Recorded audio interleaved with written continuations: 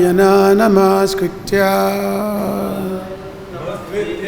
Nara chaiva narottamam Devam saraswatim vyasam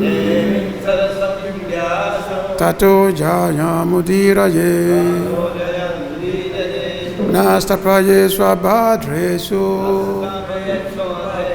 Nityam bhagavata sevaya Bhagavati uttamasloke Bhakti bhavati nastiki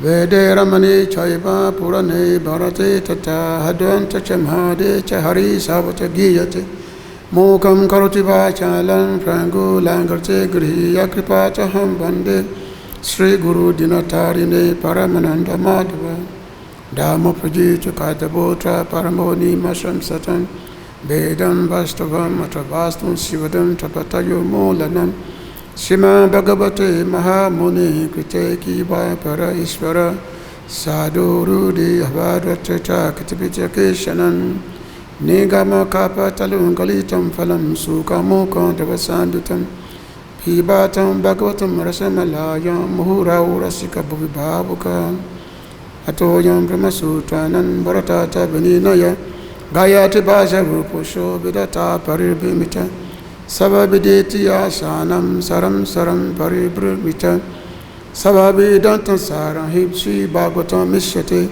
Tara Samitasya Tiptasya Nayatasya Rati Kuchit Om Namo Bhagavate Vasudevaya Om Namo Bhagavate Vasudevaya Om Namo Bhagavate Vasudevaya So we are reading from Srimad Bhagavatam 9th Canto, Chapter 24, Text 6.3 to 6.4. And of course, we are getting towards the end of 9th Canto Bhagavatam. I guess from next week on, we will start hearing about the wonderful Krishna Lila, the cream of Bhagavatam, 10th Canto. So, the text of the last one, only the, because 64, okay. I just chant this 63 first, then we will chant 64 together. Bojja Vrishni Andaka Madhu Surasena Dasarakai Slagani Saswa Kuru Srinjaya Pandruvi Snigdha Smile Chisto Darai Vakyai Vikrama Lilaya Nrilokam Ramayam Asa Murtya Sabanga Ramyaya Snigdha Smitekshto Dharai Vakya Vikrama Lilaya Nilokam Ramayam Asa Murtya Sabanga Ramyaya Snigdha affectionate, smita, smiling, ikshita, being regarded as, udarai, magnanimous, vakyai, the instructions, vikrama lilaya, the pastimes of heroism, Nrilokam, human society, Ramayam Asa, pleased, Mrutya, by his personal form, Saba Anga Ramyaya, The form that pleases everyone by all parts of the body. Translation and purport by His Divine Grace, A.C. Bhakti-Vedanta Swami Prabhupada Prabhupada Ki. Assisted by the descendants of Bhoja, Vrishni, Andaka, Madhu, Surasena, Dasara, Kuru, Srinjaya, and Pandu, Lord Krishna performed various activities. By his pleasing smiles, his affectionate behavior, his instructions, and his uncommon pastimes, like raising Govardhan Hill, the Lord, appearing in his transcendental body, pleased all of human society. Purport. The words Nilokam Ramayamasa Mutya Savanga Ramyaya are significant. Krishna is the original form, Bhagavan, the Supreme Personality of Godhead, is therefore described here by the word Murtya. The word multi means form. Krishna or God is never impersonal. The impersonal figure is but a manifestation of his transcendental body. Yasha Prabha Prabhavato Jagadanda Koti. The Lord is Narakriti, exactly resembling the form of a human being. But his form is different from ours. Therefore, the word Savanga Ramyaya informs us that every part of his body is pleasing for everyone to see. Apart from his smiling face, every part of his body, his hands, his legs, his chest, is pleasing to the devotees, who cannot at any time stop seeing the beautiful form of the Lord.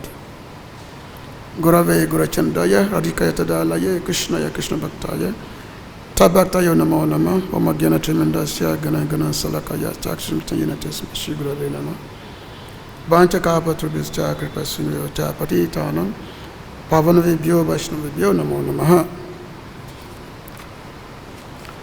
Bhoja Vrishni Andaka Madhu Surasena Dasara Kai Slagani Yaita Saswat Kuru Sinjaya Pandubihi Snigda Smitekshito Darai Bhakyai Vikrama Lilaya Nilokam Ramayam Asa Muftya Sabanga Ramyaya. Translation. Assisted by the descendants of Bhoja, Vrishni, Andaka, Madhu, Surasena, Dasara, Kuru, Srinjaya, and Pandu, Lord Krishna performed various activities. By his pleasing smiles, his affectionate behavior, his instructions, and his uncommon pastimes, like raising Govardhan Hill, the Lord appearing in his transcendental body pleased all of human society. So this very, very significant text, and of course, like Prabhupada, he gave a very enlightening purport to this text. So in the past few verses, I took from text 57, Sukadev Goswami, he begins the introduction into 10th canto, because we are nearing the end of 9th canto now, and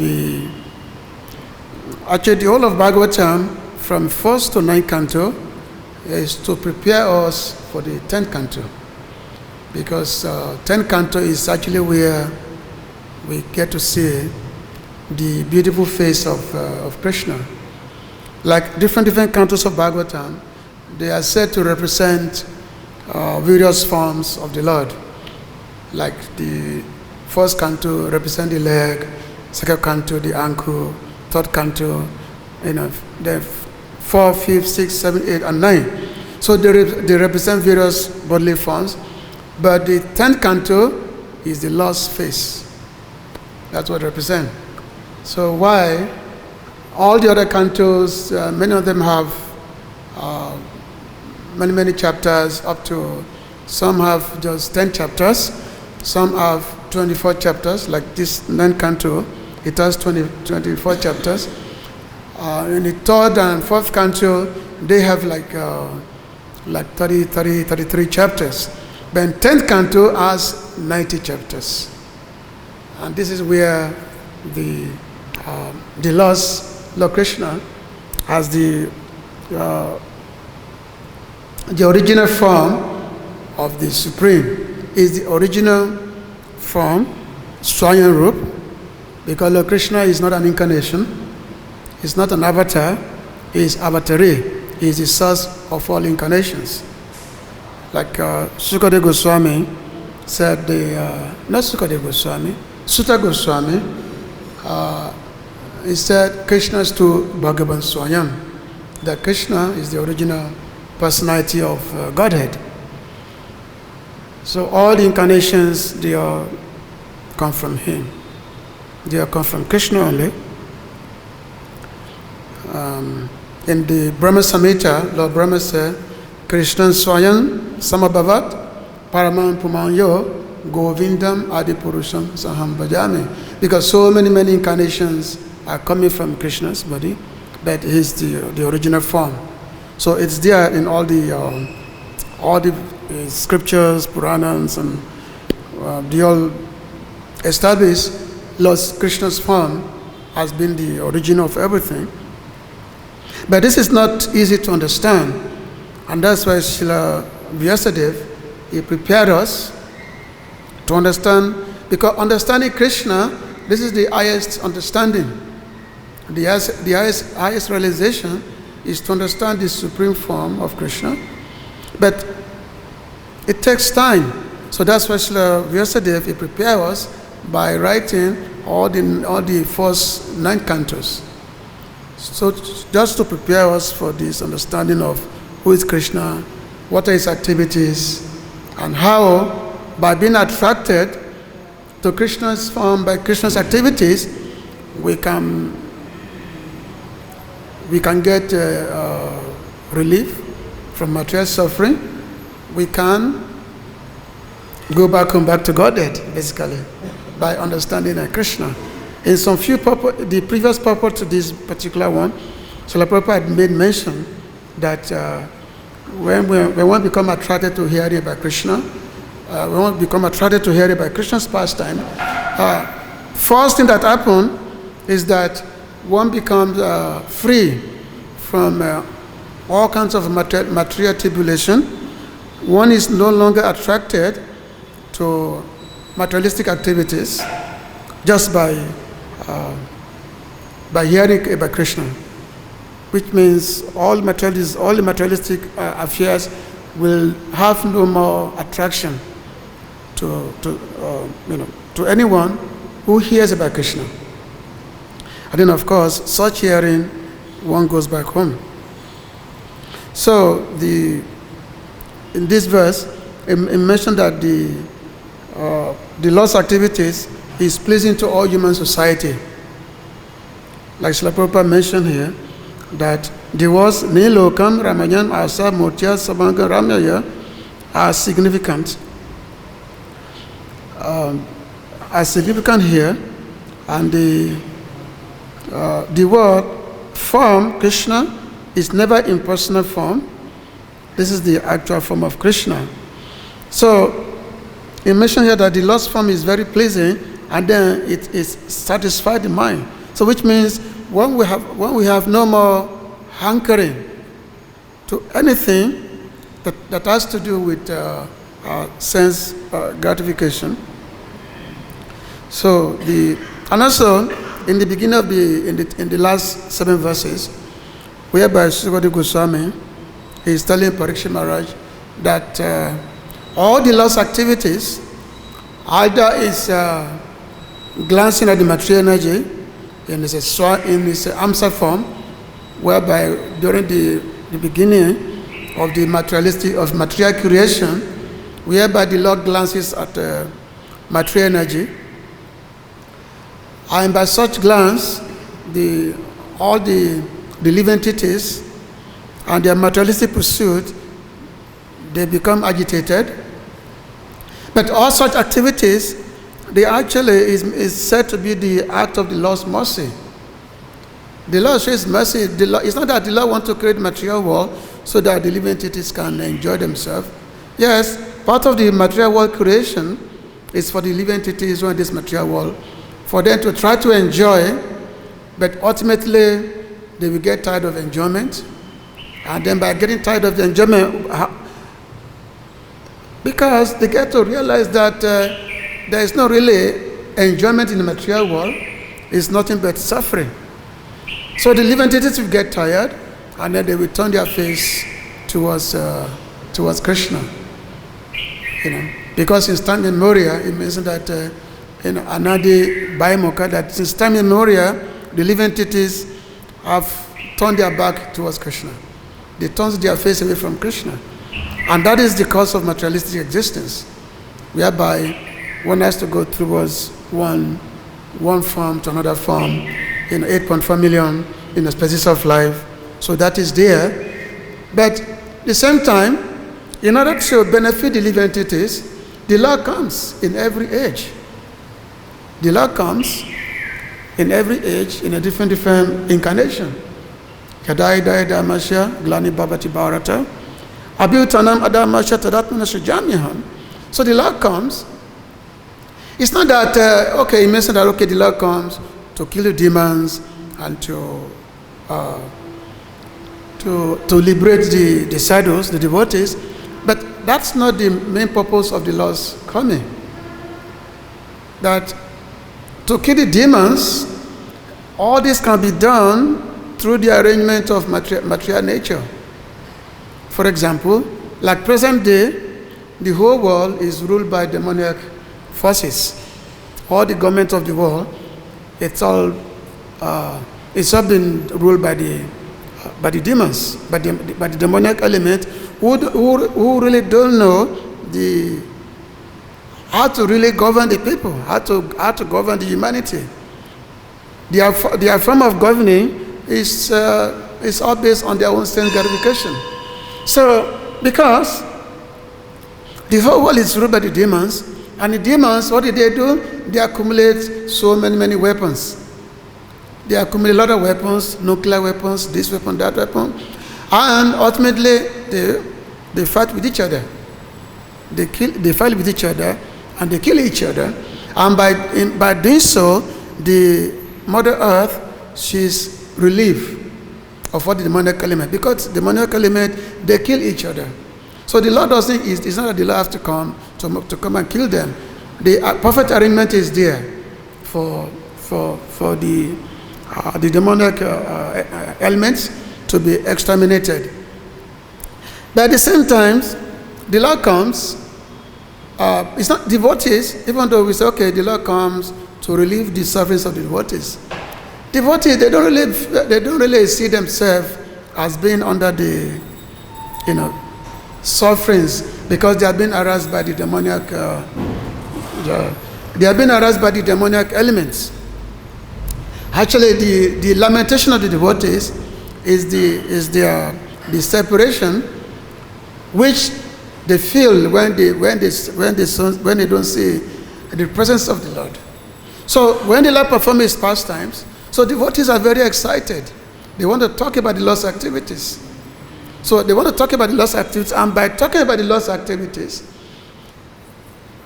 they get their spiritual rejuvenation. And at the same time, the humanity, the living entities, just by hearing the devotees talking about the Lord, they get benefit. they get benefited from that. So therefore, the Lord's coming and performing so many pastimes is to actually give the benefits to the to the humanity, to give them the benefit. And of course, sometimes the Lord may kill certain demons, just like when Lord Krishna was here, he killed so many demons, Keshi, Trinivata, Putana, Bakasura, Agasura. But all those demons, they were killed by the Lord, but at the same times, they all got liberation. Like Putana, she was killed by the Lord, but she became one of the Lord's nurse in the spiritual world, you see. So the Lord's activity is always meant for the ultimate welfare, ultimate benefit of the living entities. So when the living entities, by hearing about the Lord's various pastimes, and mention here that then the materialistic activities become, that's the end of it, it ceases, and they won't gain attraction to hearing about the Lord's activity. So there's one verse in the Bhagavatam, and this is the 11th canto, whereby the Lord said that as long as one does not gain attraction to hearing about my activities, my pastimes, then one should engage in Vanashram. One should engage in different ritualistic processes and all that. But the moment one gain attraction to hearing about Krishna, then all these other activities, all those spiritual activities is no longer needed. Activities like Vanashram, Kamakanda, it's no longer needed. Because when one gain attraction to Krishna, that is the end of it.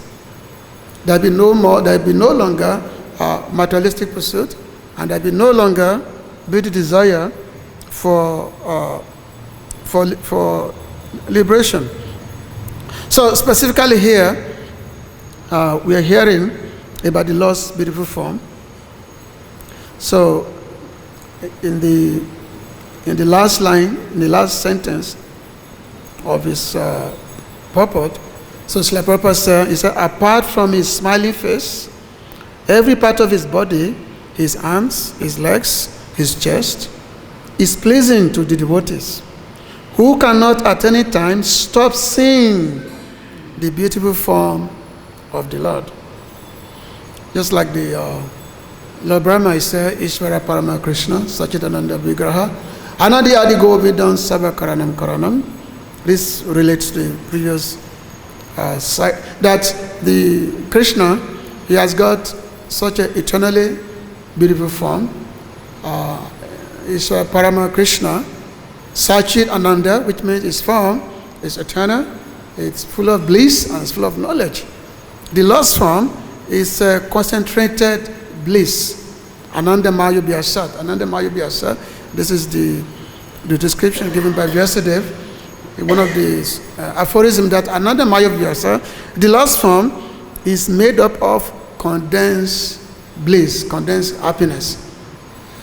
So therefore, all his activities, all his leelas, so his form, his activities, they have become very, very pleasing to the Lord. Become very pleasing to the Lord. So therefore, hearing of Krishna's activity is actually the most glorious endeavor that any living entities can engage in. Like the gopis, they were saying, Tavakata Mita, Tata Jivana, Kavidi Udita, Kamashapaha, Shravana Mangala, Shramana Mangala Shruti Atatan, is it? Bhuviginantale Buridajana. So the Gopi, they are saying that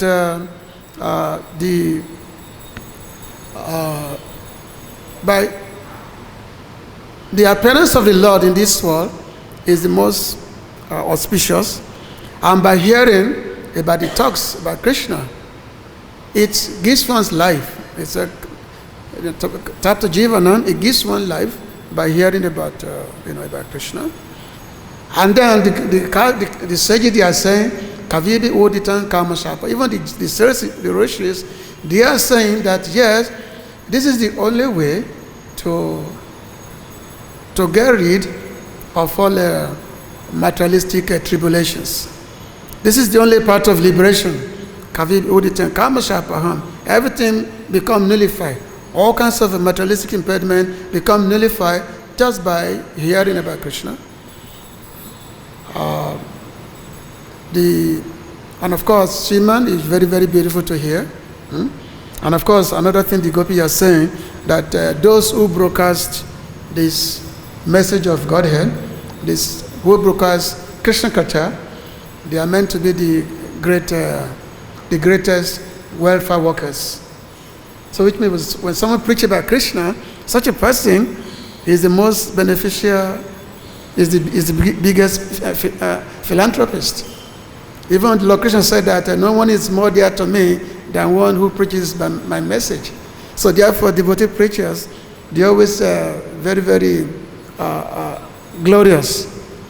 Devotee preacher, because to get someone out of this material world, it's not an easy thing. To get someone out of this material world is not out of the the grip of Maya. So even when the pure devotees preaches, even if one person is liberated from the materialistic existence, that person, the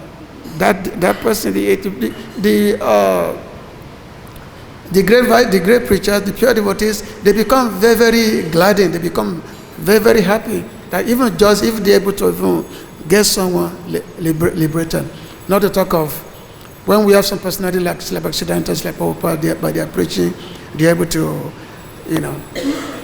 to liberate, hundreds and thousands of people. So and also at the beginning of the next chapter, which we are going to be starting from next week, Parikshit Maharaj, he was saying, Nivritata saying, Upagiyamanan, Bhavosadach, Chotra, Mano Biramat, Ka Uttama Sloka Gunanuvadat, Poma Virajeta Vina Pasugnat. So he's saying, this is Prabhupada's translation, that glorification of the Supreme Personality of Godhead is performed in the Parampara system. That is, it is conveyed from the spiritual master to disciple. Such glorification is relished by those no longer interested in the false temporary glorification of this cosmic manifestation. Descriptions of the Lord are the right medicine for the conditioned soul undergoing repeated birth and death.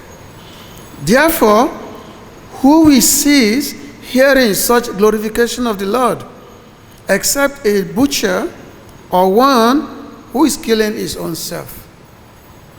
Pasugna, that unless one is animalistic person, or somebody who is simply interested in killing his own self, why will anyone not be interested in hearing about the glorification of the Lord? Well, so this is the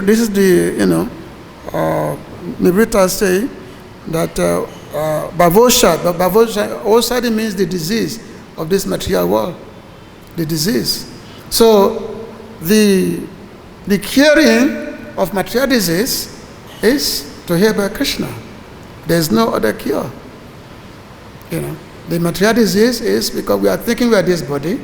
We are thinking that this material world is meant for our enjoyment, and we are ready to exploit others just so that we can get our same gratification.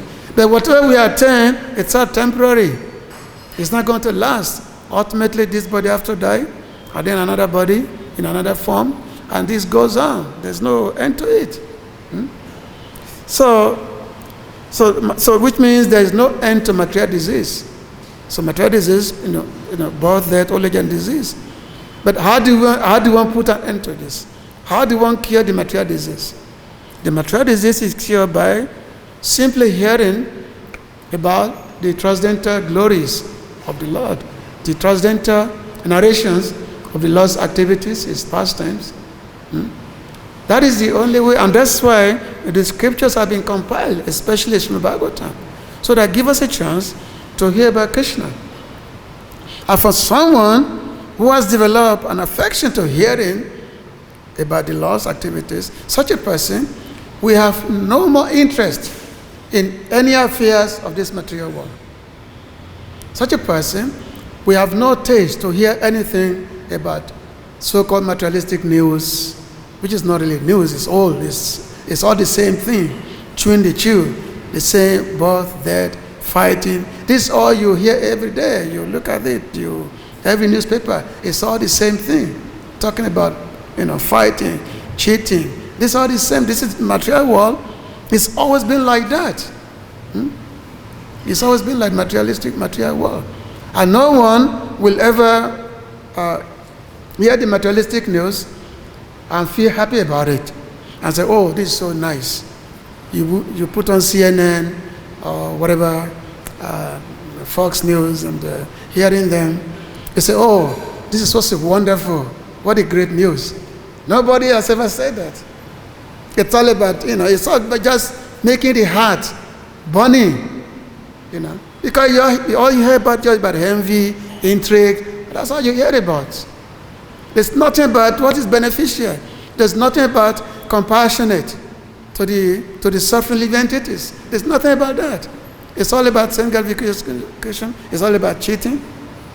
But when one hear Krishna news about Krishna, Krishna's narration, it brings so much happiness to the heart. One becomes so happy to hear about Krishna. And the more one hears, the more one wants to keep hearing. Just like there was one devotee. So this devotee, it was, he didn't have some, it was like a poor, poor is a poor Vaishnava, and his wife, he had his wife, and anyway, they maintain themselves just by whatever people can give them. That's the way to maintain themselves. But at the same time, they have a daughter. Somehow this daughter attained a marriageable age. So one time the wife, she told the husband that, look, our daughter has attained a marriageable age. Why not we make some arrangement so that our daughter can get married? Because that's our obligation. So the devotee, he said, okay, we see whatever Krishna arranged, we will follow. So as they were deliberating, so the very next day, some family arrived. They said, oh, we have heard about your daughter. And we heard that your daughter has such a wonderful qualities. And we have done the astrology calculation. And according to that calculation, your daughter is the right match for our son. So therefore, we want your daughter to be married to our son. However, the marriage must take place in 4 days from now. Just like here in India, there is a marriage period. There's a marriage time. Normally, all the marriage take place within a certain time. So this visitor, they said that this marriage must take place within 4 days. So they left. So in the meanwhile, it so happened that this family, they have no money. They are poor family. So they are deliberating that how can they get their daughter married in 4 days? It's not possible. It's because here in India, the parents of the daughter pay for the wedding. Where I come from is the other way around. But in India, it's like, the parents of the daughter, they pay for the wedding. So they are wondering that how will they be able to afford the wedding of the daughter? Anyway, somehow the lady, she has got some jewelry, which she has been keeping, because normally when ladies, when they get married, they are given jewelries by their parents when they go to their husband's house. So she had this jewelry which she had been keeping. So she gave it to her husband that, okay, maybe you can go try to sell it, and then maybe you can get enough money to have our daughter married. So the devotee left. He took the jewelry. So he left, and then he went outside the village to try to sell the items. But as he was going, he came across Bhagavad-Gita going on. So he came across Bhagavad-Gita going on. So naturally, being a devotee, because a devotee is naturally attracted to hearing Bhagavad-Gita. That's the devotee's main attraction. So this devotee, so he sat down. He said, okay, let me sit down for some time and hear Bhagavad-Gita. So he sat down. He was hearing.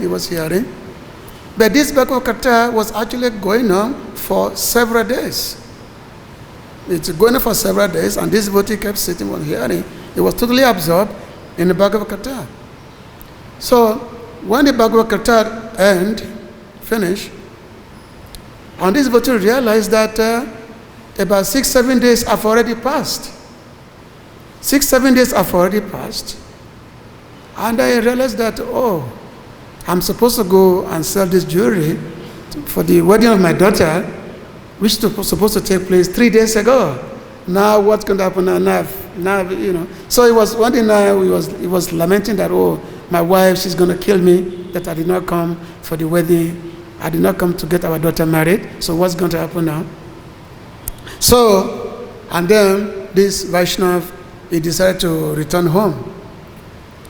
But as he was going home, the first person he met in his village told him that, you are such a person, such a beautiful big wedding took place. You know, we never have such a wedding before in our village.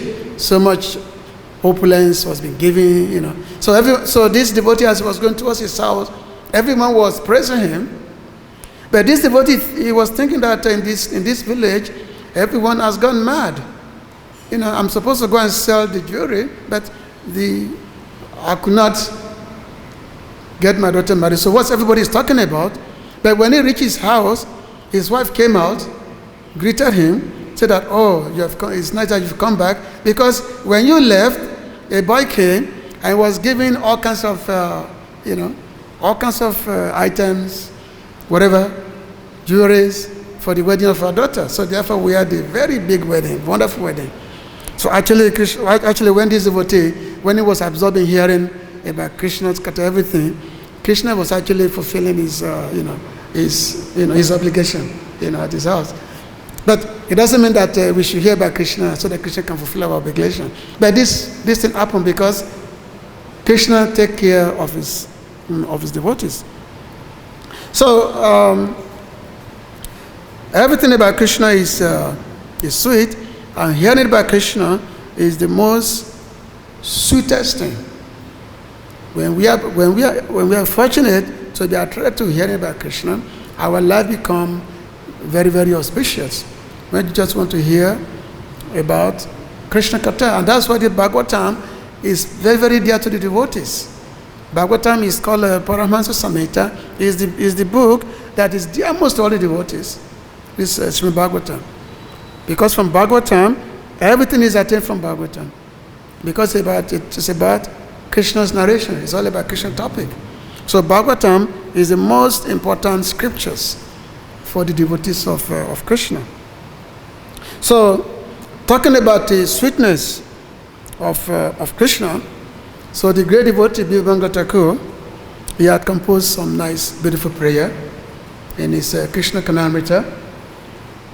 So he said, Madhuran, Madhuran, Vapurascha Vibu, Madhuran, Madhuran, Badanam, Madhuran, Madhu Gandhi, Mritu Smititaraho, Madhuran, Madhuran, Madhuran, Madhuran. Madhura means sweet, sweet. That everything about Krishna is very, very sweet. Ramanya means Ramanya. This is actually the sweetness form of Krishna. So in this verse today we are talking about Ramanya, Ramayam, which means the sweetness that is there, the sweet form of Krishna. So he said that the transcendental body of Krishna is very sweet, and his face is even sweeter than his body. But his soft smile, which has the fragrance of honey, is sweeter still. So that's why when you read in Bhagavatam, the 10th canto, it's like from the first chapter, as started being described by Sukha Goswami, it just got sort into the appearance of Lord Krishna, and then from there started describing Lord Krishna's his killing of the various demons. But the most, and especially is, performing the very sweet is Balila, taking the calves to the forest along with his cowherd boyfriends, and then to the point of the gopis started getting attracted to Krishna. When they hear Krishna's playing flute, the gopis they just become mad when they hear Krishna's playing flute. And then by the time you get to the Raslila section, the 5 chapters called Rasa Panchadhyaya, one just become completely lose it. One loses it in the feelings of a transcendental ecstatic bliss. When loses, by the time you get to chapter 29 and chapter 33 of the 10th canto. So it's there is just no end to describe the glories of Srimad Bhagavatam, and how this is the only way by which we can come face to face with Krishna and relish that sweetness. Krishna's playing his flute, Krishna smiling, at his devotees. So, I can read this text again. So Prabhupada wrote again. He said, apart from his smiling face, every part of his body, his hands, his legs, his chest, is pleasing to the devotees, who cannot at any time stop seeing the beautiful form of the Lord. So this is so nice. So, my prayer is that I may become attracted to hearing about Krishna from the mouth of the pure devotees of the Lord. So thank you very much. If you'd like to say something about it.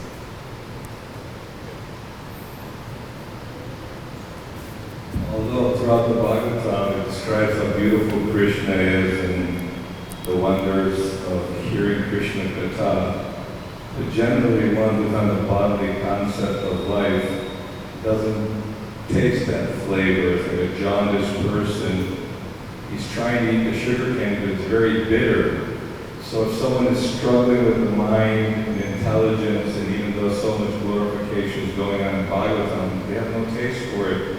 So how to develop taste? You say by hearing and chanting, but I have no taste for hearing and chanting. So it's like you don't really want to take the medicine. Yeah, that's why they always say that the sadhu sangha is required. One has to have association of pure devotees.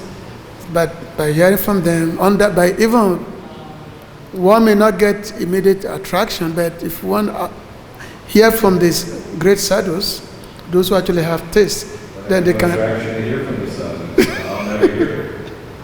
Well, what to do, Just like the sun is shining, we can be in the shade or we can be in the open.